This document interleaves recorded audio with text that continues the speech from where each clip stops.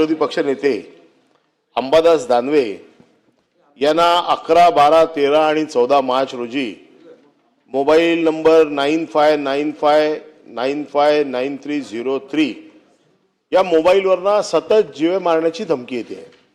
सभापती महोदय, या सदनाचे माजी विरोधी पक्ष नेते यांना सतत धमक्या येत आहेत, कापून टाकू, मारून टाकू, बायका पोरांना मारून टाकू।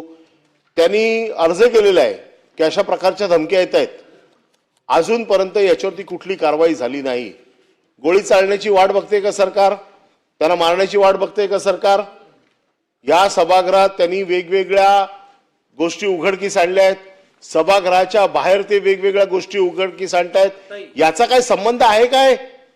एका बाजूला विरोधी पक्षाचा एक विरोधी पक्ष माजी विरोधी पक्ष नेत्याला जीवानिशी मारण्याच्या धमक्या येत आहेत, दुसऱ्या बाजूला ज्यांना पैसे देऊन देखील कोण मारणार नाही अशा लोकांना 2-2 गाड्यांचं प्रोटेक्शन आहे।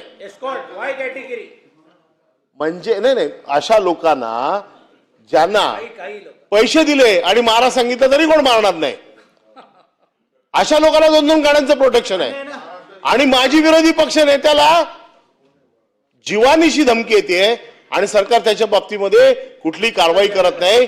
माझी आपल्याकडे मागणी आहे, मी राजकीय पक्षाच्या कार्यकर्त्यांची लिस्ट देईन आपल्याकडे की ज्याला पोलीस प्रोटेक्शन आहे ते फक्त राजकीय पक्षाचे कार्यकर्ते आहेत, ते कोणी आमदार खासदार नाही आहेत, कॉन्ट्रॅक्टर आहेत, बाकीचे वसुली करतायत, पोलीस प्रोटेक्शन मध्ये वसुली करतायत, अशा लोकांना प्रोटेक्शन आहे। माझी सरकारला विनंती आहे, संध्याकाळपर्यंत याच्या बाबतीमध्ये सरकारने निवेदन करावे।